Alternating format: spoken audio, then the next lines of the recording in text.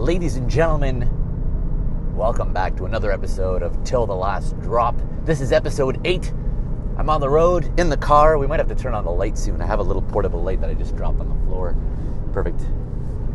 Look at that. Portable light. There's a cat. Bro. There's a dog. Where's Coda? He's laying down right now. Oh, he's laying down. Because I have this little microphone plugged in to this phone. And it would be really nice if Francois wasn't messing with my audio today. I don't think this stream has to be very live. I wanted to come in, chat to you all. That Volkswagen has a really cool grill. It's grilled. I feel like Georgia's... I thought they were peaches. Oh, right. I think Georgia's the state of peaches. Yeah, and then Florida's the citrus state. Yeah, Florida, the citrus state, Georgia, the... Anywho, enough distractions for today. Wanted to come on and update you about the week. It was a busy week. There was a lot that happened.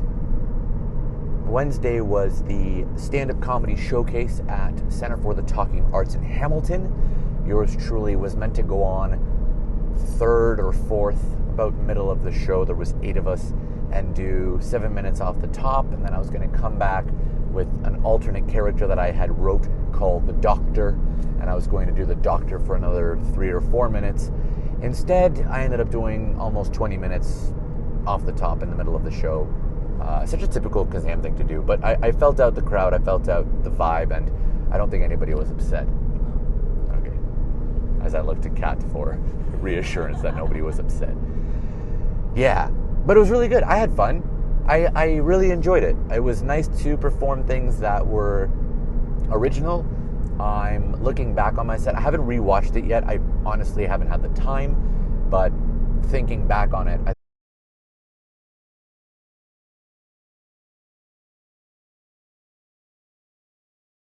rewrite. They're old, like vaudeville, or like just stop using them. But other than that, I think the crowd interaction, the energy, the flow, the laughs, it was just fun. It was a great night, and everybody else did amazing. There were seasoned pros and people that have been doing entertainment in some form or another for years, and then there were people that have never done it, people that were first timers, and it was just a really cool mix. I'm really hoping there's audio. I have no idea if there's audio. We'll find out. That's okay. It's fine. If it's the whole thing's muted, I'm just going to call it the muted live stream. Yeah. But no, it's okay. Don't even stress. You're driving. Don't even worry about it. Thank you, though. Yeah. And then something else happened. Oh, yesterday, my friend Khang asked me to cover for him. He has a monthly recurring gig at a movie theater here in Ontario called the Cineplex Junxion, which is located in a mall in Mississauga. And he wanted me to go in and cover for him because he double booked himself. So I got to go into a movie theater lobby and do live comedy and magic. So that was a lot of fun.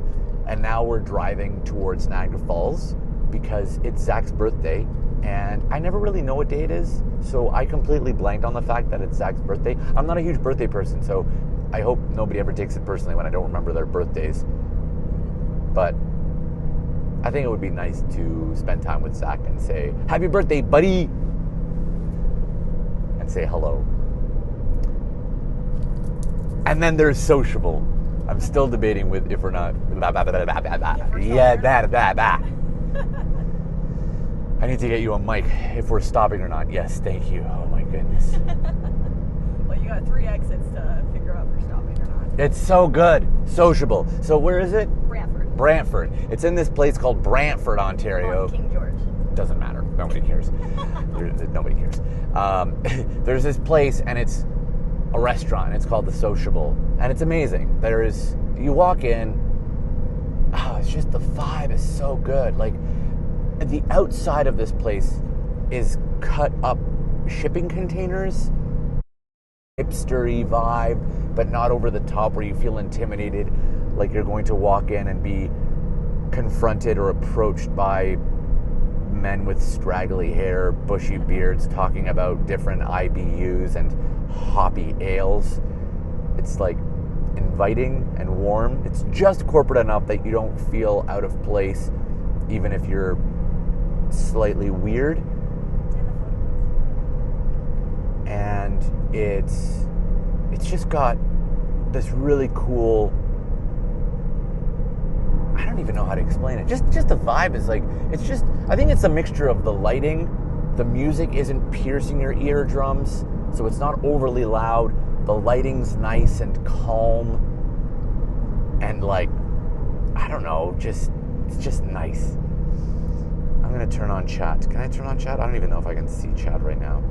Imagine I don't actually have audio. Here, let me double check this, because I'm looking at just the drop off here of people coming in and then leaving again, and I'm wondering if it's just because I don't have chat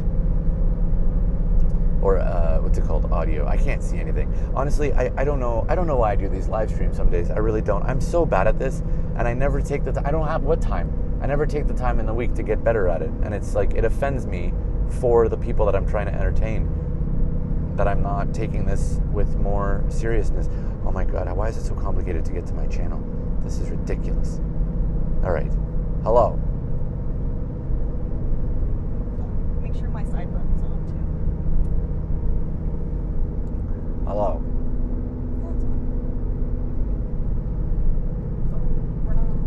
Yeah, so no audio. Hello. Imagine this whole time. Hold on, right here. There is audio? This is ridiculous. Oh, good. All right. Hello. That's distracting. I thought it'd be connected. I thought for a moment we didn't have any audio. Anyways, whatever. Sociable. I wanted to talk about why certain restaurants get it and why certain ones don't. And here's the scoop. All right, crew. A lot of restaurants in Canada just don't get it anymore, and I'm going to start calling them out. And I'm literally going to start calling them out publicly. And I already have a lawyer on standby. So it's like, I'm getting to a point where I just don't care. And maybe I'm just hangry right now. I'm probably just hangry, but just go with me on this. Most of the time, it feels like I walk into a space, specifically a restaurant, but it could be any place, and it's like I'm doing them a service that I'm walking into their building. No. First of all, when you walk into a place, you should be made to feel welcome. You should be made to feel like you're doing them a huge solid by choosing their business, like you are the one that matters, like you're the important person, and not like you're taking up space or an inconvenience for them because they have to stop doom scrolling or swiping on their devices. I think that a lot of people nowadays, they're I don't know what it is. When I say people, I mean servers and people that work in the service industry. I think it's a combination of two things. I think owners and managers need to appreciate their staff more. A livable wage in Ontario would be a really nice start for that. So we used to have this thing in Ontario called Ontario's in Canada, which is the country above America, just for those of you that might not know what Ontario is, which is fine, no judgment. But basically where I live, there used to be two separate things, two separate factors. There used to be minimum wage and then server minimum wage. So bartenders and servers would be paid less than minimum wage because the government, I guess, thought that people would make up for the minimum wage difference to server minimum wage with tips. It was ridiculous. Recently, they updated their things. I think enough people had enough, and now server minimum wage is the same as minimum wage. I still don't believe that minimum wage is enough for someone to get by, so there's two options. One, up your servers hourly so that the wage is a livable wage, and then let your clientele know that you've done so and inform them that your staff are paid a living wage, a wage that they can comfortably live off of. And thus, the tip option can cease to exist, as it doesn't in many, many countries around the world. Or train staff better in understanding that the better they do at selling people, the better they do at making people feel welcome and treating customers, i.e. clients, i.e. guests, as guests, the more money they'll make. I remember speaking to several servers when I was consulting for restaurants and bars about upselling, because my job was pretty simple. It was to just raise the bottom line. It was to come in and help the space make more money. And I had to explain to people how if they could sell more, they would make more. And a lot of people struggle to wrap their heads around that if their total sales went up, their tip percentage would automatically increase, and therefore they would walk away with more money, which is kind of like silly and ludicrous to think about how often I had to explain that. But I guess percentage math and fractional math is hard for some people to wrap their heads around. I know it is for myself, but the long and short of it is, if you sell more, you make more. Sociable, coming back to this restaurant because it's a really, really interesting thing. It was the first time in a long time where I've walked into a space and everything, it wasn't just one or two things, it was everything lined up. It was a series of small, incremental decisions that the owners, the people in charge had made that led to an overall experience that created a curated and satisfying feeling. So as Kat mentioned a moment ago, there's the walking in experience, the patio that's dog friendly, the doors themselves, the staff are trained to open the door for you. When you walk in, on your right there's a photo booth, but there's also pictures and little printed photos, like imagine photo booth strip photos pasted all over this photo booth and then throughout the restaurant. Yet it's not so overwhelming that it becomes cheesy and tacky.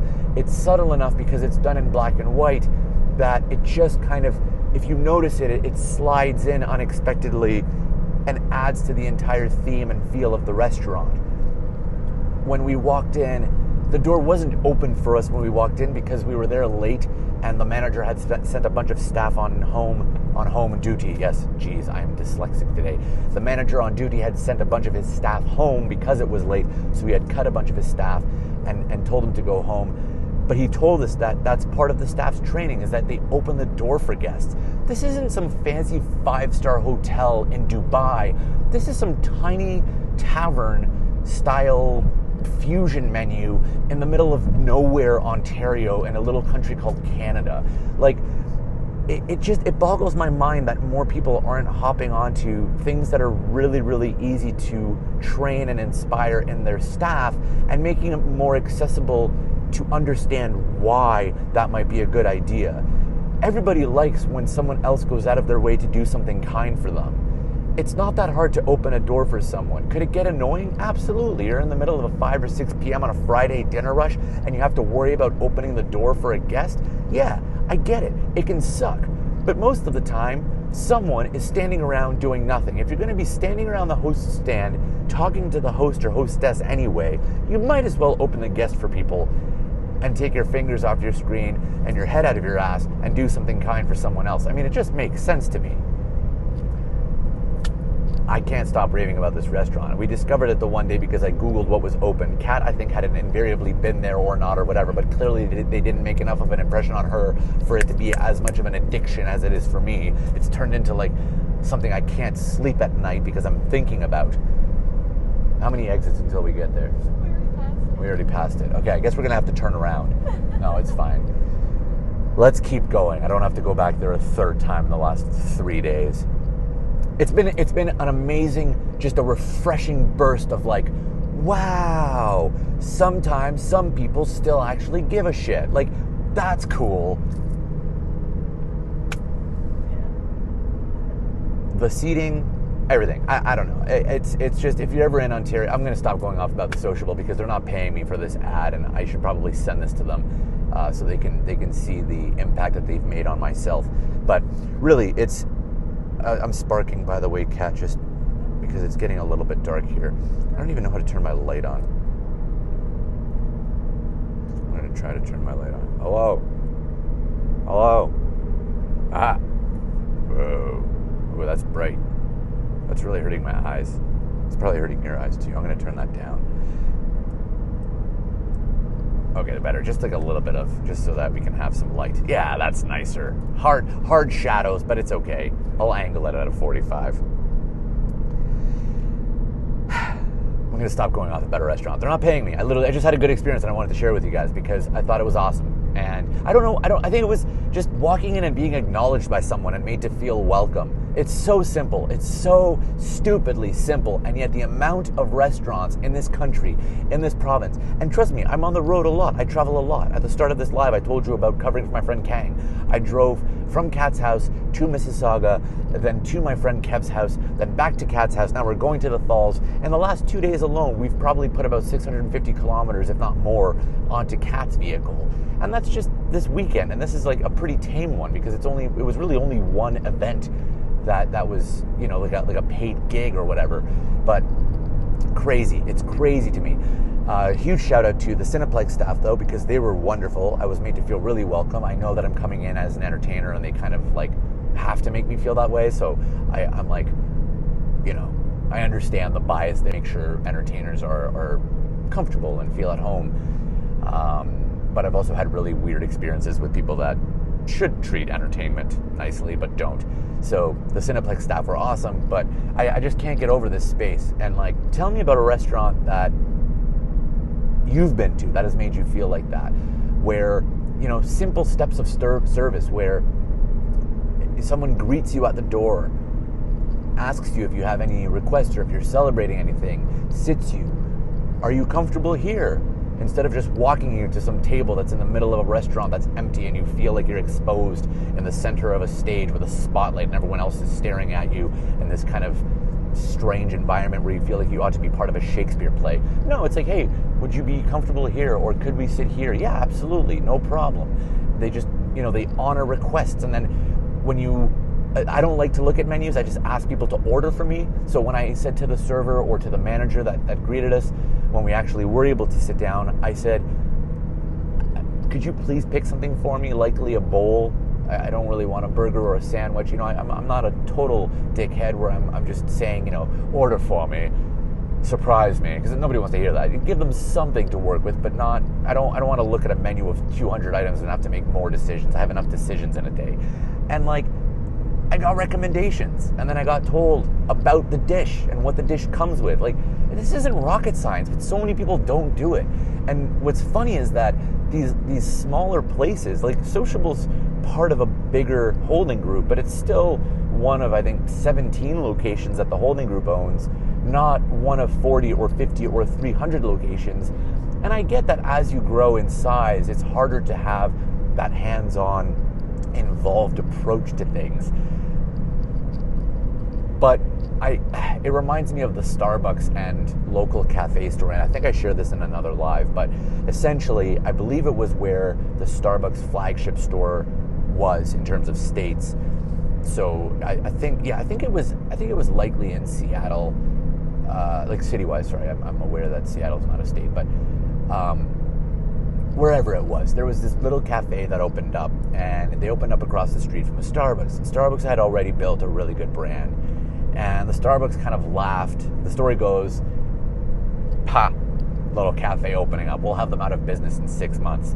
Well, actually, it was Starbucks that went out of business in 6 months, the one across the street from this new cafe, because the cafe had trained their staff to remember people's names, to have their order ready if they saw that person waiting in line, so that once they did get up to the till, they weren't waiting as long for their order because their order was already started and prepping. Tiny, tiny things that if you have 2, 3, even 4 baristas working and just paying attention, you could coordinate with little to no trouble at all. And the magician in me, the mind reader in me, the bartender in me, the entrepreneur in me just really appreciates businesses that can do that. It applies to every industry, because I don't care what industry you're in. There's this expression, and I've heard Tony Robbins talk about it. I've heard Alex Hormozi talk about it. I've heard John Tafford from Bar Rescue talk about it. It's always talked about in the business world, and the notion is there's the business you're in, and then there's the business that you're really in. And so when you're a bartender or when you're a server, it's easy to think, oh, like I work in food and bev. And if you don't think you work in food and bev, maybe you think you work in hospitality. Not really. The hospitality industry, I mean, depending on the context and the location, that's not really your business. And it would depend, and I think it depends largely on what store or what context of hospitality you work in, but if you're working in a sports bar versus working in that 5-star Dubai hotel that I mentioned like 10 minutes ago, yes, arguably you both work in hospitality, but what business are you really in? And if you're in a 5-star hotel in Dubai, you're likely in the business of making customers feel special, feel taken care of, feel honored, feel welcome.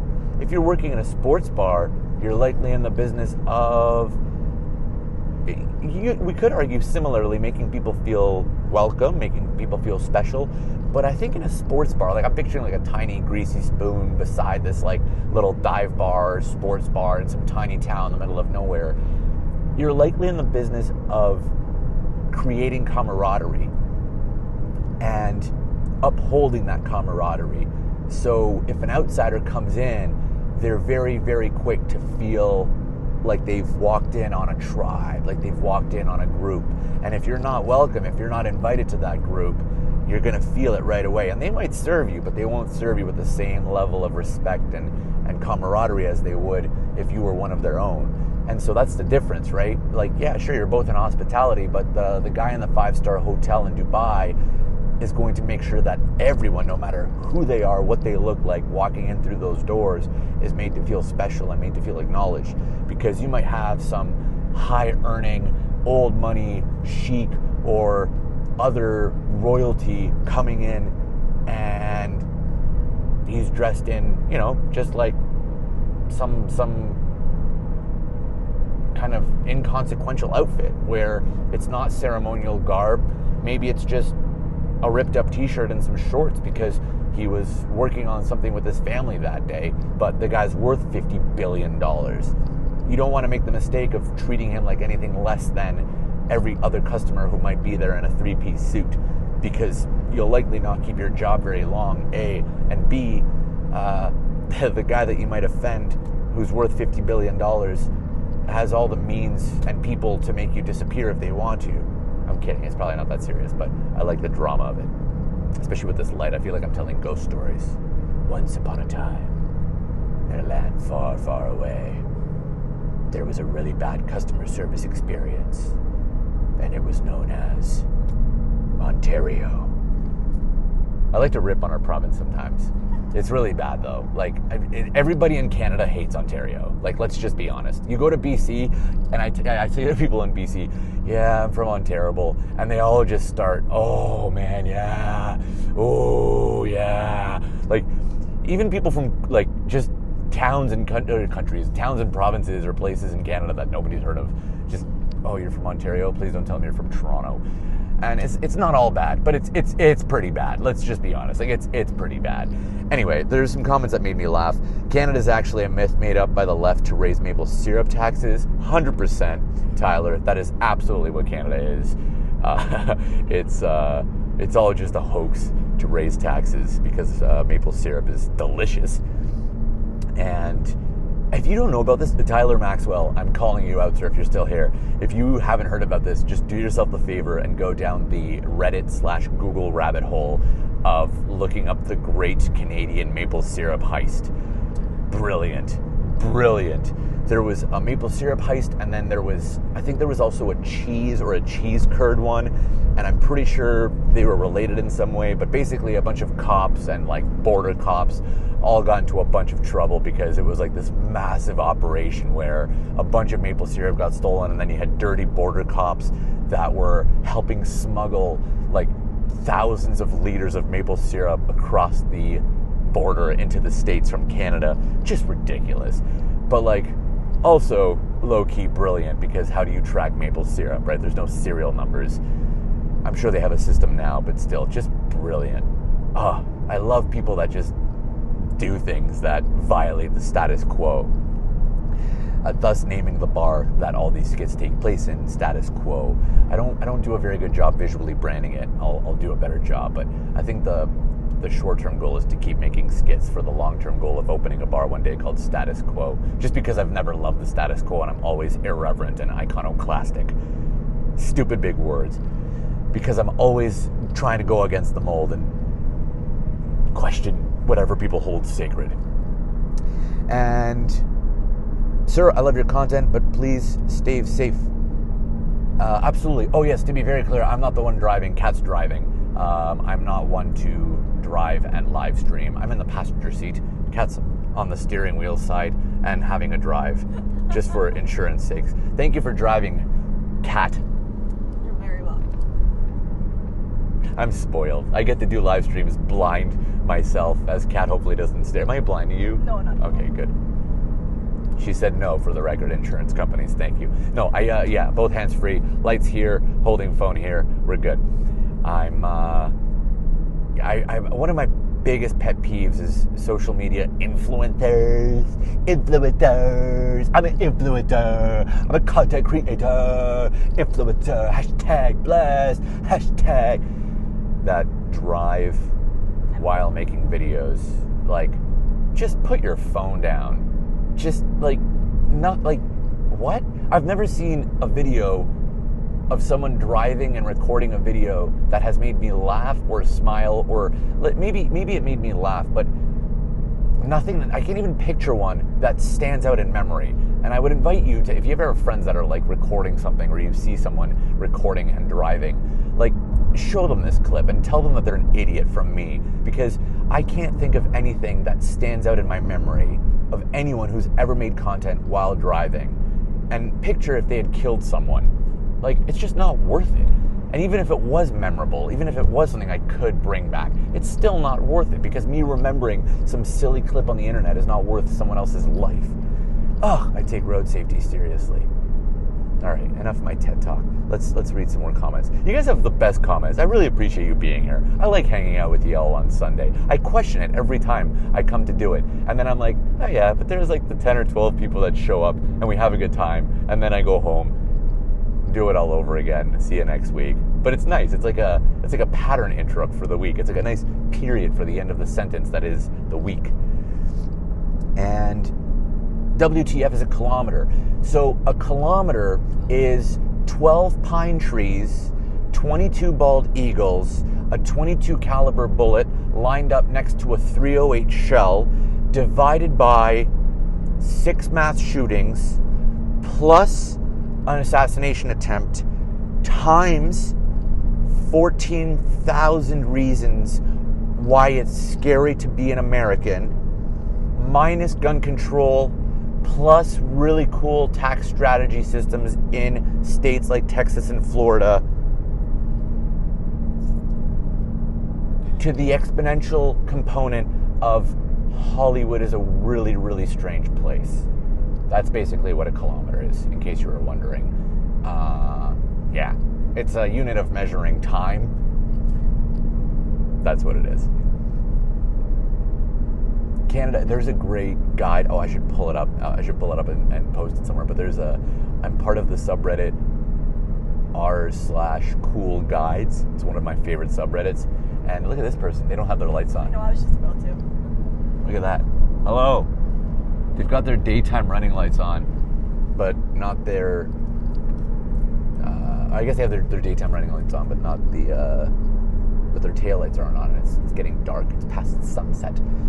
You're violating the law. You must be turning on your taillights, yeah? So silly. Why some people not listen? Yeah, people just don't get it, eh? Yeah, I tried. You tried. It was nice. Kat turned off hers and turned them back on to try to signal them, but meh. Please let me know in the comments what else has been going on in your weeks, what you've been up to, because I'm always interested in your lives or what you're doing. And Gniewko's here. Hello, my lovely Polish friend. Thanks for being here, as always. I'm still not over the fact that you used to work in a puppet theater. Man, that's so cool. I don't even know where the closest puppet theater is to me. That's how sad this country is. Like, where should I move? I think it's time to move. You guys tell me where I should move. I feel like it's time to go to America. Like New York, America. New York, LA. I love New York City. I think I'm going to go to New York. Let me know if I should come to New York. I would love to go to America. Like, I love Canada. It's so nice because nothing ever happens. And that's nice. But at the same time, Nothing ever happens. Anyway. There's another one. What happened? The lights on. Yes. Yeah, that's scary, eh? Just no lights, having the time of their life. What if I signal them with this little light? Ooh, this little light of mine, I'm gonna let it inform you that you're a really dumb person that doesn't know how to turn their car lights on. What's that, Kat? Well, you'd flash them, get them to look, and you'll say your lights are on. Yeah. Yeah, I could do that. I wish I was that nice, but also with my luck, I would flash them this light, and they would likely get into an accident, and then I would go into prison for unlawfully endangering someone with an LED light while driving. Distracted driving. I would be their distraction. But I'm going to try anyway. Okay, here we go. Oh, it's like my car. Okay, I'm going to try to, see, this is what we're dealing with here. Okay. Oh. No. He didn't even notice. I think he's a young driver. I think he's a new driver and young. He didn't even see me. Like, he was staring down at his dash. Is it the dash or his phone? Hopefully not his phone. I don't know. There was someone in the car with him. I think it looked like he was staring at his odometer. Or speedometer, like that part of his dash. But yeah, I definitely knew that. Anyways, thank you for being here. I'm going to sign off. It's been half an hour, and I've run out of things to talk about because, to be honest with you, I'm really hungry, and I likely am going to stop and get a coffee against my better judgment because it's late at night and I don't need to drink coffee. I also forgot to bring a second microphone to wire Cat to so that you could actually hear both of us talking instead of this awkward broken telephone game of one person talking and then subtle sounds in the background. Coda's sleeping in the back, so he's not on camera. He's hiding today. He doesn't want to be on camera. His agent called and said that he's not getting any royalties, so to stop appearing on the live. But anyway, I really appreciate you guys being here. I'm going to write shorts. Oh! This would do me a huge. This would be a huge favor if you guys would be down for this. You're gonna appreciate this. I'm releasing a course now. Before you roll your eyes and go, "Oh my God, not another course!" No. I'm releasing a course, and I'm hoping to release it for free. And whether it's monetized or not, I have nothing to sell you right now. That's not the issue. I'm probably going to release this course for free. I just need to look into some logistics of what it will cost me to film it with the proper background and the proper equipment, bartending tools, blah, blah, blah. The course is how not to suck at bartending. And I would like it to be about the customer service side mainly, not the mixology and technique side. There will be a section on the basic mixology, technique, and tools section just so I can have it and refer people to it if they have questions. But the meat and potatoes of this thing will be the customer service side.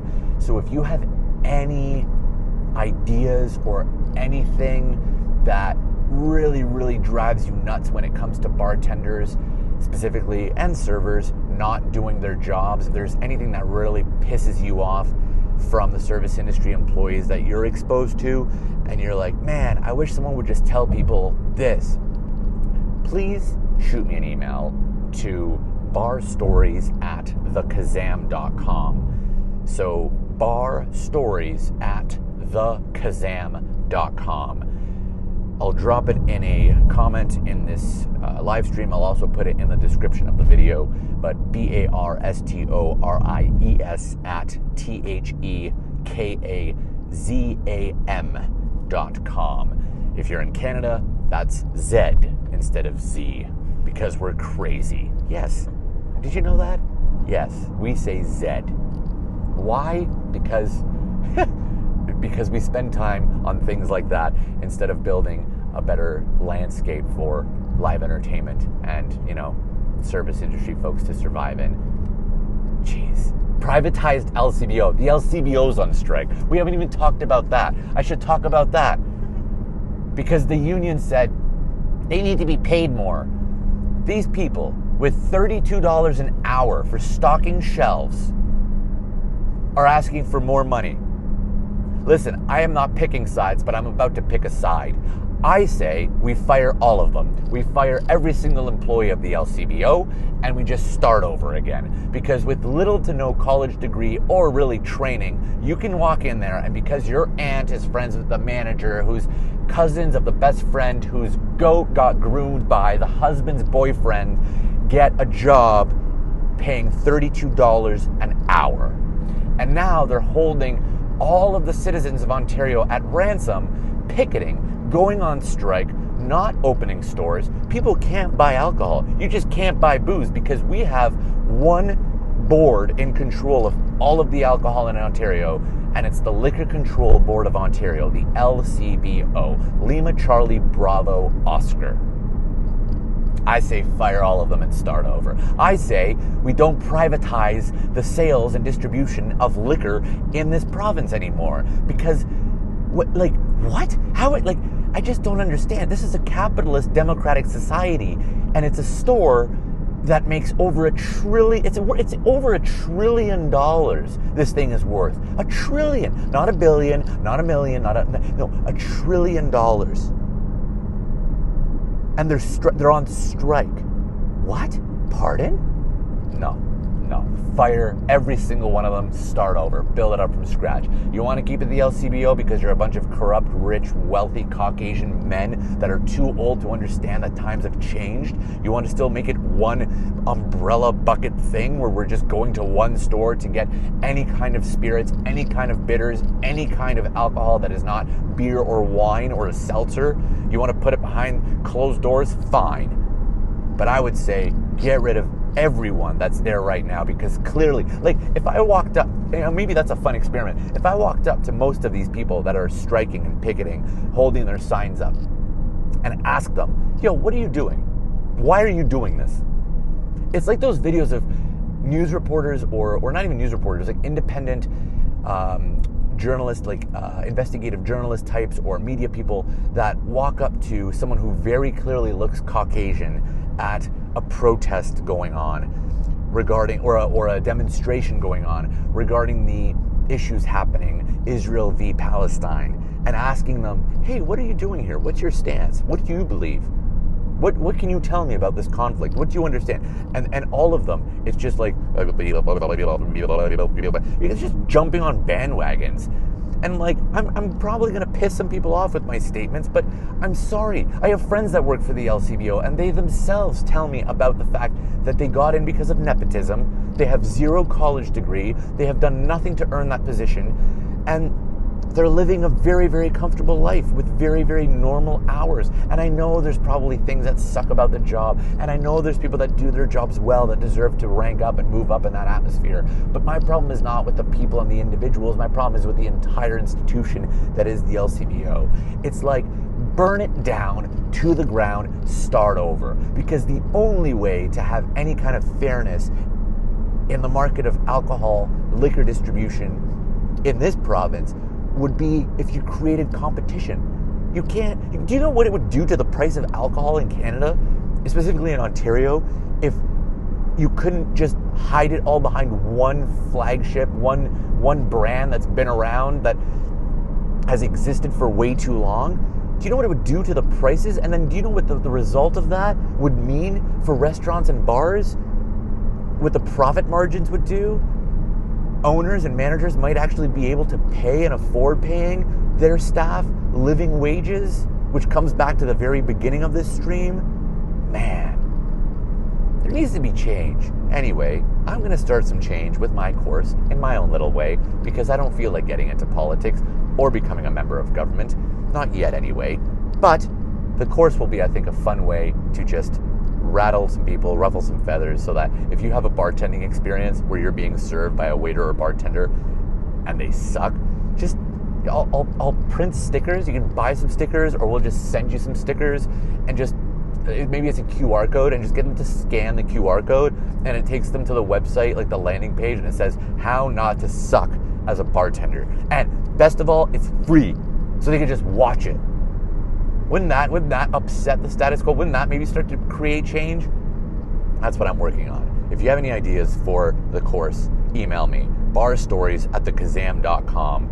I'm a little bit hangry today, so I'm sorry. The nature of this live is very like rah rah rah rah, but I'm in a great mood. I'm not actually hangry. Like I'm just speaking from a place of passion because I'm really over what's happening in terms of the entertainment and hospitality landscape where I live, and I'd like to change it, and I would like for it to change starting 15 years ago. So next best thing would be to start creating change right now. So let's do that. Let's just change everything. Yeah. Other fun changes, I rebranded the channel to @Kazam Bartending, and I was flip-flopping, blah, blah, blah, blah. I'm wearing way too many hats. I might start a second channel. Don't tell anyone. Maybe. And put all the stuff that I wanted to explore, like in a couple like live streams ago, I was talking about moto vlogs and my live show appearances and all this stuff. But I realized most of you guys show up here because of the bartending and serving related content, the bar stuff, and that's great. So let's just focus on the bar stuff, and I guarantee you in the bar stuff, other things will come up as they did today. I hope that's a good plan. Please comment if you think it's horrible. Let me know your thoughts. If you think it's great, let me know what kind of content you would enjoy long form or what would help you. What are things you're wrestling with? What are struggles or problems or speed bumps that you're having? I know that over on TikTok, some people were asking me how to get hired as a bartender or into the restaurant industry, so we can address that. If you already work in the industry, let me know what you're dealing with or wrestling with, and it will inform my long-form content, because I would like the content not to be just me and my ideas. I would like it to be a conversation, an ongoing conversation where we get to chat, and you can ask me questions and I'll reply to them with videos, because then it helps everyone. So please let me know in a comment, and if there's anyone that you think would enjoy this type of content or my style of work, please be sure to just send them the channel and say, hey, I think you dig this, because nowadays just sharing links blindly is nothing, but people respect people that go out of their way to share a link, but also add like a little note. You know, it's not just the medium of the message, it's the format of the message in that medium. And actually, can you stay on? Just stay on. You know what I realized? They're closed. Oh. Kat was signaling me silently to see if I wanted to pull over to go to Starbucks, and I said thumbs up, but I realized, like, I'm pretty sure they closed at 9:30 maybe, but if they're closed, it doesn't matter. And I don't need coffee this late. Clearly, I've had enough coffee, and I didn't even have coffee today. And yeah, I'll stay out of American politics happily. Yeah, I don't really know anything. I'm just talking, and I just speak ideas. I know that I know nothing, and that's fine. You know, I just know that I've listened and learned enough about what's happening to know that there needs to be some change and some evolution with where I live. So yeah, if I go to the States, I'm not going to get involved in politics. I appreciate you, Eric. Absolutely. And I think that's why I always wanted to just do comedy on this channel. This channel was meant to be for fun.